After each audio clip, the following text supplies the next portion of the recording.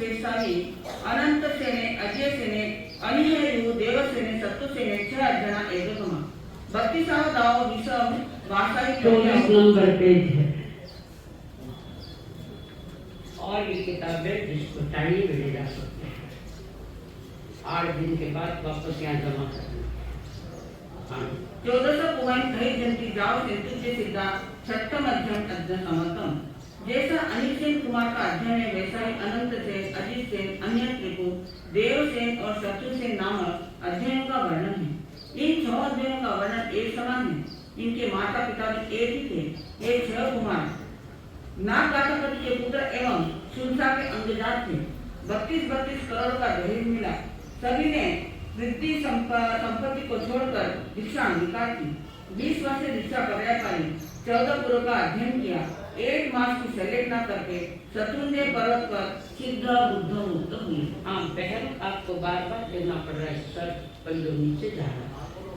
Please मत जाने। धर्म स्थान है, महापुरुषों का बहुमान है। हमारी संस्कृति जिंदा रही का अध्यात्म जिंदा रहेगा।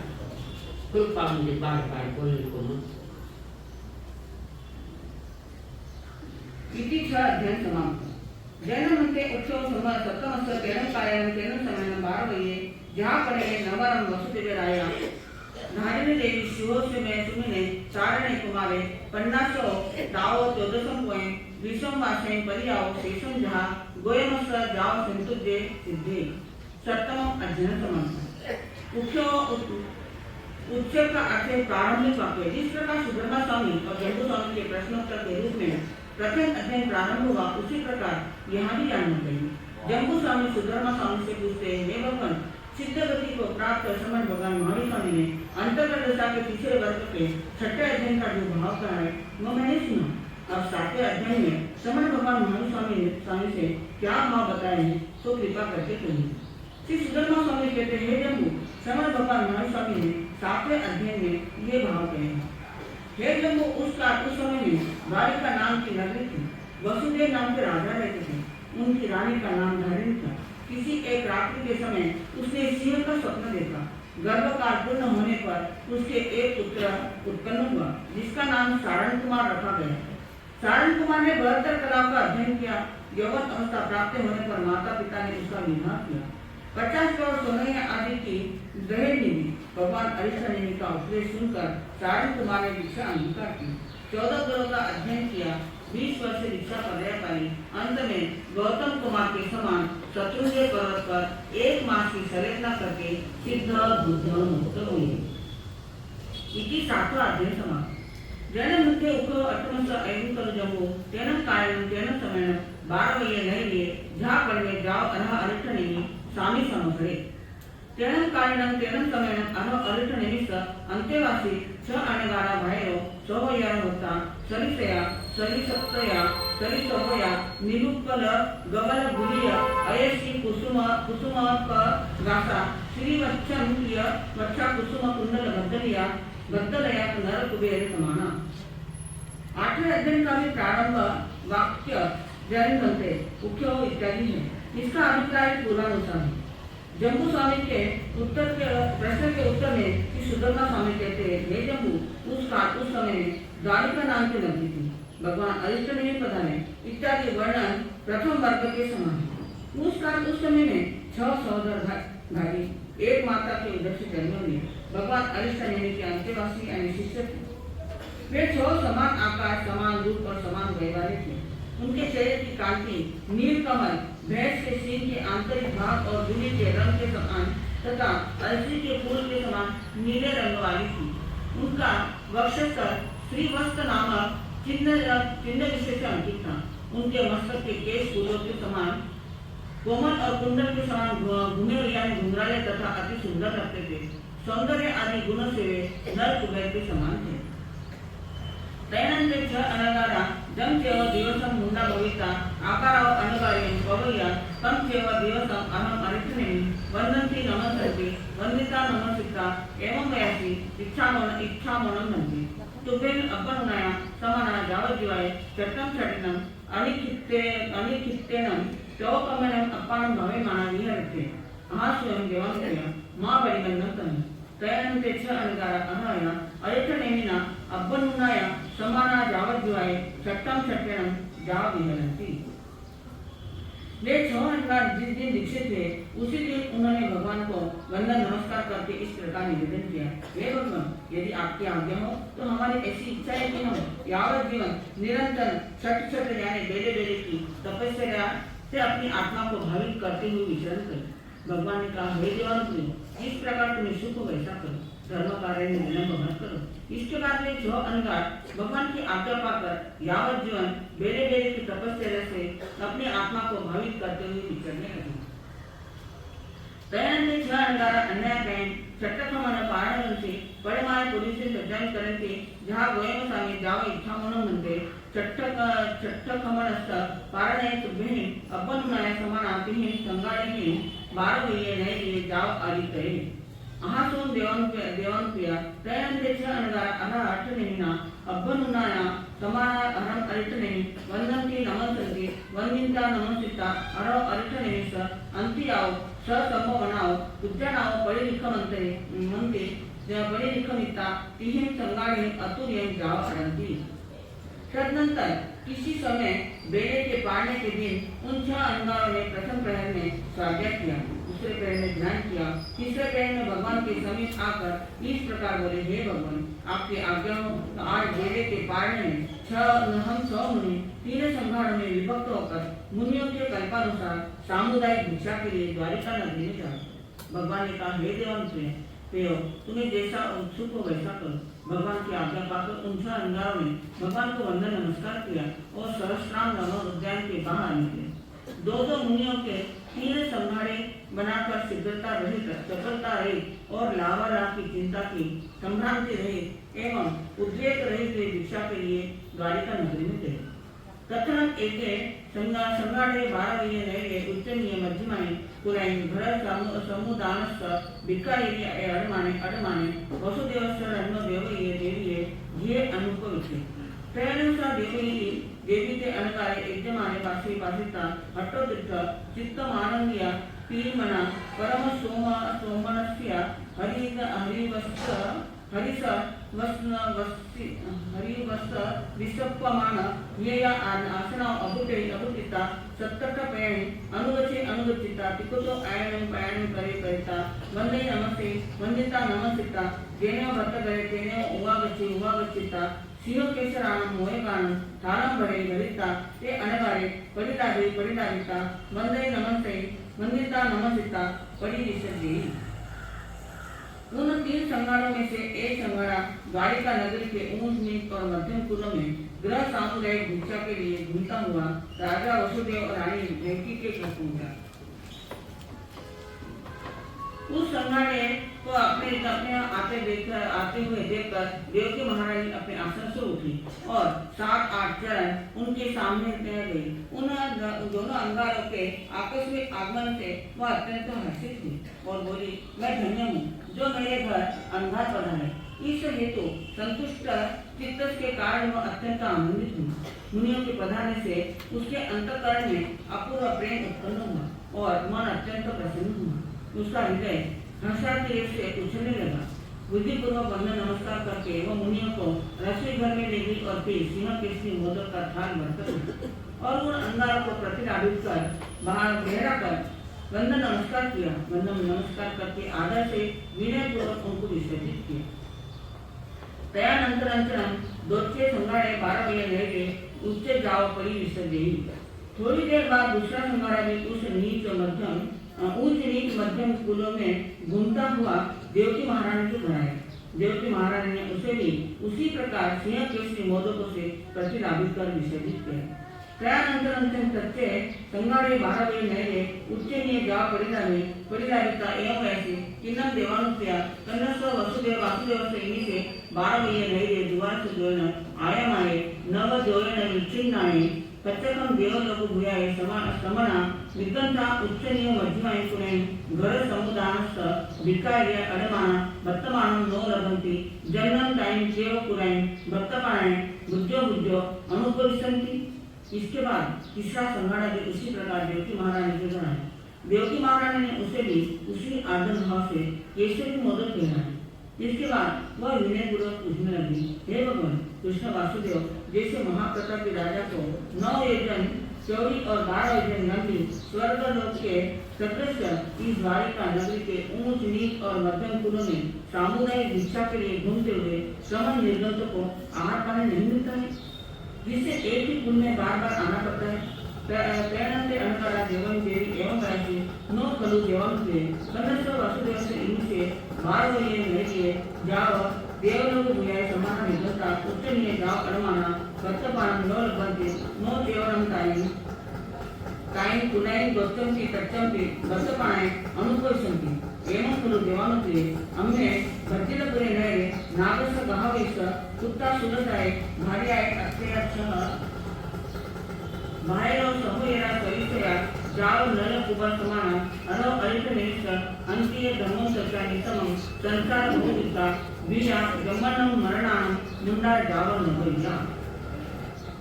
देवकी देवी का प्रश्न सुनकर वे अंगार इस प्रकार कहने लगे, हे देवों कृष्ण वासुदेव के स्वर्ग के सदृश इस द्वारिका नगरी में ऊंच नीच और मध्यम कुलों में भिक्षार्थ ढूंढते हुए हम श्रमण निर्गतों को आहार पानी नहीं मिलता है, इसलिए वे भिक्षा के लिए एक ही घर में बार बार आते हैं, ऐसी बात नहीं है। वेदवान की हमारा रूप उम्र आदि एक समान होने के कारण तुम्हारे मन में शंका उत्पन्न हुई। इसका समाधान यह है कि हम भद्रीपुर नगर निवासी नाग काकापति के पुत्र एवं सुलता के अमीरात हैं। हम रूप लावण्य आदि के समान और आदि से समान और सौंदर्य में नल कुबेर के समान 6 सहोदर भाई हैं। हमने भगवान अरिष्ट नेमि से धर्म सुनकर हृदय में धारण कर और संसार के भय से उद्विग्न होकर जन्म मरण से छुटकारा पाने के लिए प्रवज्ञा ग्रहण की। तैनं अम्मे तम चैव दिवसं पवयातं चैव दिवसं अहम् अरिष्ट नेमि वन्दामो नमसामो वन्दिता नमस्ता इमं एयारोम अभिगम अभिज्ञा अभिभिन्नामो इच्छामो नमन्ते तुभ्यं अग्नुनाय समाना जाव अहास्यं देवानुप्रिया तैनं अम्मे अरहा अरिष्ट नेमिना अग्नुनाय समाना जावद्दिवाय चट्टं चट्टनं जाव विहरामो तम अमे अज्जर चट्टकमण पारणसी पड़माये पुरुषे जा अरमाना तव केहम अनुपविता तम नो खलु दिवानुपे ते केवलम अम्मेनम अन्य देवं देव एवं वैता जामे दिशम पाउबे तामे दिशम पड़ गया। हमने जिस दिन प्रवज्ञा ग्रहण की उसी दिन से भगवान की आज्ञा प्राप्त करके यावत जीवन बेरे बेरे पालना करने की प्रतिज्ञा की, उसी प्रतिज्ञा अनुसार बेरे बेरे पालना करते हैं। हम सबके आज बेरे का पालना है, इसलिए पहले प्रहर में साध्या और दूसरे प्रहर में ध्यान करने के बाद तीसरे प्रहर में भगवान की आज्ञा प्राप्त करके हम इन 3 संगारों से निकले। ऊंच नीच मध्यम कुलों में सामुदायिक भिक्षा के लिए घूमते हुए संयोगवश हम तीनों संगारे तुम्हारे घर आ गए हैं। इसलिए देवानुप्रिय हम वे ही मुनि नहीं हैं जो पहले आए थे, हम तो दूसरे हैं। सर्वप्रथम संगाड़े में जो मुनि आए वे दूसरे थे और बीच में यानी दूसरे संगाड़े में जो मुनि आए वे भी दूसरे थे। जो तीसरे संगाड़े में हम आए तो हम भी दूसरे हैं। अतः हे देवानुप्रिय हम तुम्हारे घर बार बार नहीं आए। इस प्रकार देवकी देवी से कहकर वे मुनि जिधर से आए थे उधर ही चले गए। तैनं दिशे देवीये अयमेयारुले अद्वितीये जाव समुप्रणय एवं खलु अहं कोलाशपुरे नगरे अयमुत्तनं कुमार समरेण बालतने वागर्या तुमन्नं देवानुप्रिये अर्थपुत्रे त्वया इष्टसि सरिसे जाव नल कुबर समाने नो चेवणं भरणे वासे अन्नाओ अम्मयाव तारिसे पुत्रे त्वया सन्ति तम न इच्छा इमं तच्चकमेव दिशे भारणे वासे अन्नाओवि अम्मयाव खलु सरिसे जावपुत्रे पयायाव तम गच्छामि अरम अरिष्टनेमि वन्दामि नमस्सामि वन्दिता नमस्सिता इमं चनं एयारोम वागरणं कुच्चिस्सामीति कट्टु एवं संपेहिता कौरुम्बिय पुरुषे सद्दावे सद्दाविता एवं वयसि लघुकर्ण जानपवर जाव उवर्थमेन्ति जहाँ देवानंदा जाव प्रज्वासी। उन अंगारों के चले जाने पर देवकी देवी की आत्मा में इस प्रकार मानसिक संकल्प विकल्प उत्पन्न हुआ कि जब मैं बालक थी उस समय कोलाशपुर नगर में अति मुक्त अंगार ने मुझे कहा था, हे देवकी तू 8 पुत्रों को जन्म दे दे। तेरे ये सभी पुत्र आकृति वय और कांति आदि में समान होंगे और वे नर कुबेर के समान सुंदर होंगे। इस भरत क्षेत्र में तेरे सिवा अन्य कोई माता ऐसी नहीं होगी जो ऐसे सुंदर पुत्र को जन्म दे सके। मुनियों की वाणी असत्य नहीं होती, परंतु अति मुक्त मुनि का वह कथन मिथ्या हुआ है। मैं आज यह प्रत्यक्ष देख रही हूँ कि इस भरत क्षेत्र में दूसरी माता ने ऐसे पुत्र को जन्म दिया है। अति मुक्त मुनि के वचन असत्य नहीं होने चाहिए, इसलिए उचित है कि मैं भगवान अरिष्ट नेमि के पास जाऊँ और उन्हें वंदन नमस्कार करूँ तथा उनसे पूछकर अपने संदेह को दूर करूँ। ऐसा विचार कर उसने अपने सेवकों को बुलाया और कहा कि हे देववंत, धार्मिक रथ तैयार कर मेरे पास लाओ। देव की रानी की यहाँ आगे सुनकर सेवकों ने तुरंत धार्मिक रथ सजाकर उपस्थित किया। उसके बाद देव की देवी भगवान अरिष्ट स्वामी की माता देवानंदा के समान रथारूढ़ होकर भगवान अरिष्ट नेमि के समीप गई और भगवान को वंदन नमस्कार करके परिपासना करने लगी। तैणम अहा अरिष्ट नेमिमं देवईमं देवीं एमुवयसि से नुनं तव देवई इमे से अनगारे पासिता अयमेय द्वे अतिथिये जाव समुपज्जिता एवं खलु पौराष्पुरेण रे अयमुत्तरं तं चैव जाव निर्गच्छिता जेनेव मम अन्त्यं हवमागयात् से नुनं देवई देवी अयमस्य समर्थे हंतार्थी। भगवान अरिष्ट नेमि ने देवकी देवी से इस प्रकार कहा, हे देवकी, आज इन छह अंगार को देखकर तेरे मन में इस प्रकार विचार उत्पन्न हुआ कि मुझे पौराष्पुर नगर में अति मुक्त अंगार ने इस प्रकार कहा था, हे देवकी, तो आकृति वय और कांति आदि से एक समान नरपुत्र के सदृश सुंदर ऐसे 8 पुत्रों को जन्म देगी कि वैसे पुत्रों को इस भरत क्षेत्र में दूसरी कोई माता जन्म नहीं देगी। परंतु दूसरी माता ने भी अति मुक्त से कथित लक्षणों वाले पुत्रों को जन्म दिया है।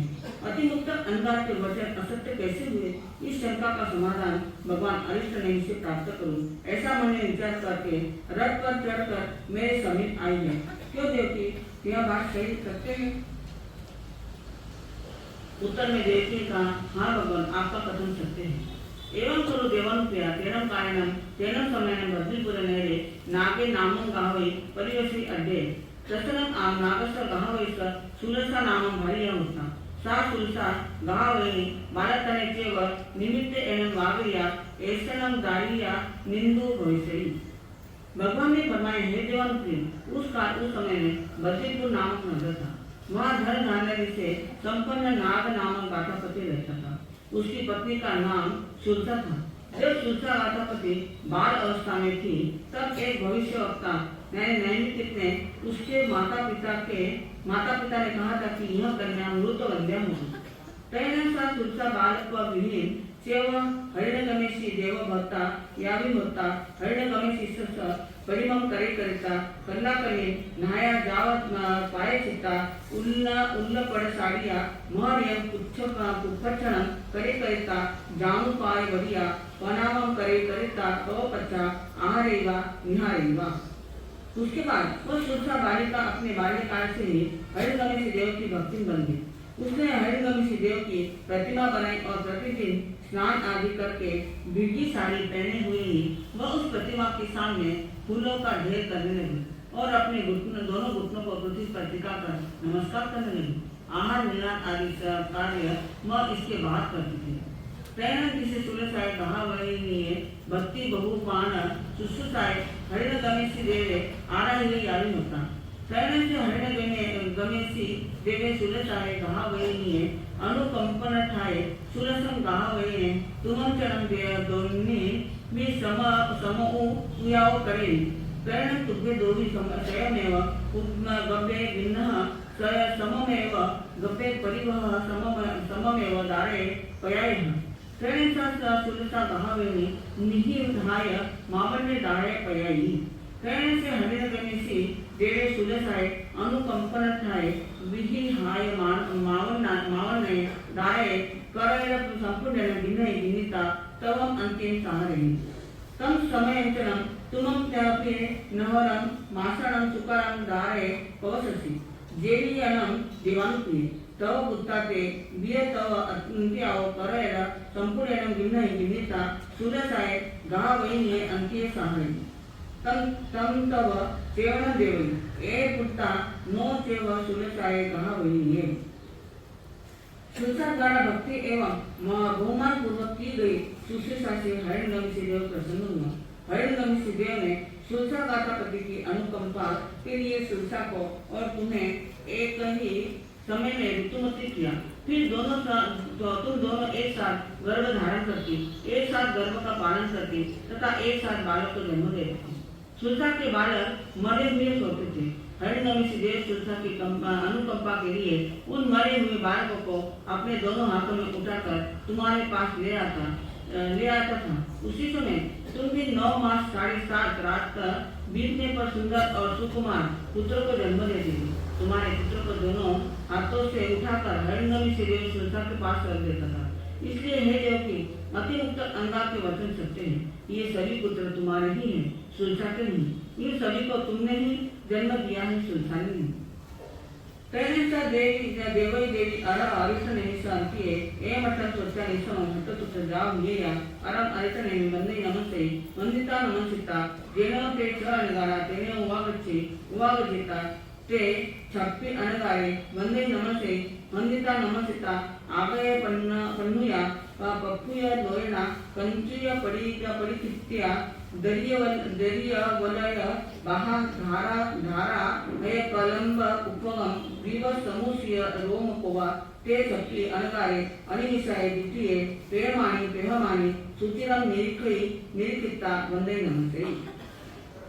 भगवान अरिष्टनेमि का उत्तर सुनकर देवकी देवी अत्यंत प्रसन्न हुई और भगवान को वंदन नमस्कार करके वहां गई जहाँ वे 6 अंगार थे।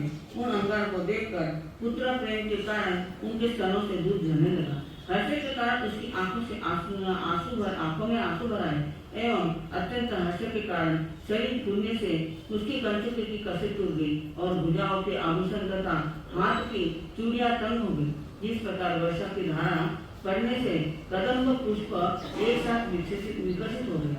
वहाँ उन 6 अंगारों को अनिमेष दृष्टि से देखती हुई बहुत काल तक निरखती रही और बाद में उन्हें वंदन नमस्कार किया।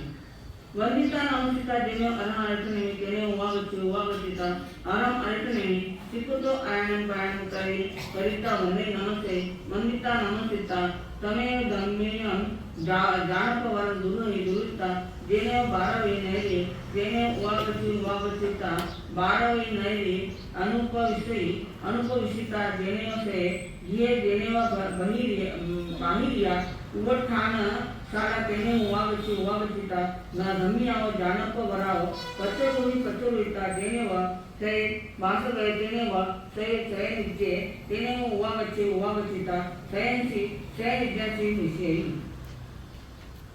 6 मुनियों को वंदन नमस्कार करके भगवान अरिष्टनेमि के समीप आई और भगवान को 3 बार आदर्शना प्रदक्षिणा करके वंदन नमस्कार किया।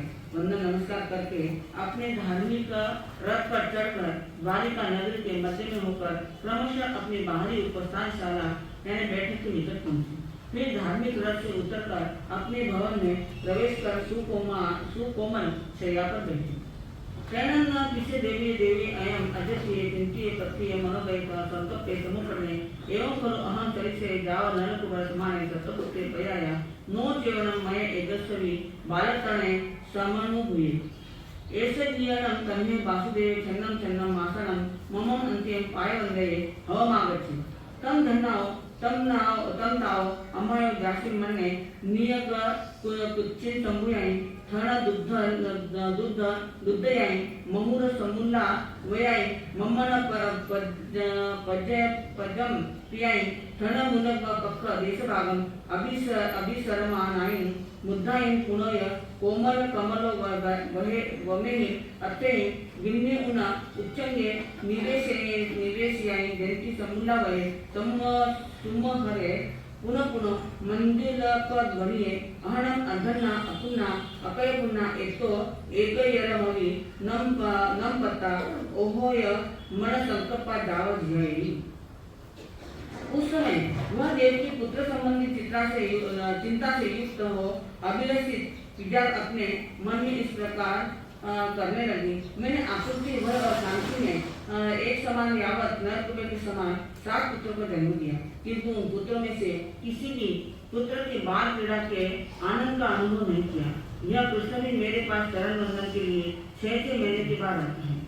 वास्तव में वे माताएं भाग्यशालिनी है कि जिनकी कुक्षी से उत्पन्न हुए बच्चे स्तनपान करने के लिए अपनी मनोहर तोतली बोली से आकर्षित करते हैं और मम्मन शब्द करते हुए स्तन से लेकर कक्षर तक के भाग में अभिसरण करते रहते हैं। फिर वे मुक्त बालक अपनी मां के द्वारा कमल के समान कोमल हाथों से उठाकर गोदी में बिठाए जाने पर दूध पीते हुए अपने मां से तुतले शब्दों में बातें करते हैं और मीठी मीठी बोली बोलते हैं।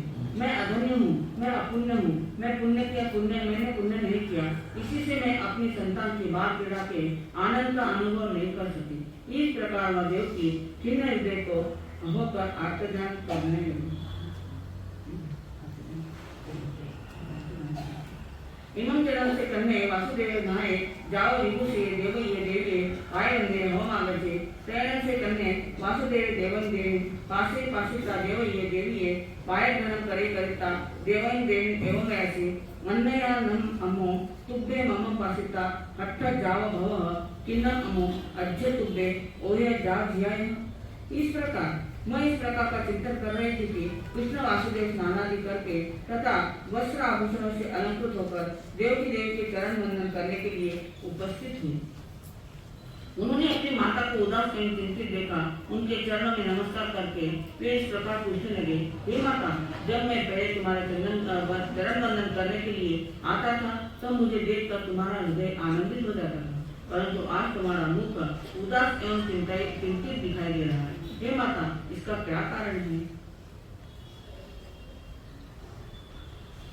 आग्ने तीनिये पढ़ते तंजा सुत्थागमे अट्ठागमे तदुभयगमे इस तरह 3 प्रकार आगम ज्ञान के विषय में अतिचार लगा है। आगम जब वर्गम बच्चा में हिनकरम अचकरम पैरिनम विनयनम योगनम घोषणम सुतो दिनम दुत्तु परीक्षम अकाले को सज्जाओ काले न को सज्जाओ असज्जाय सज्जाय सज्जाय न सज्जाय घंटा उल्टा विचारता ज्ञान और ज्ञानवंत पुरुषों के अविनय आचरण की है। तस्मित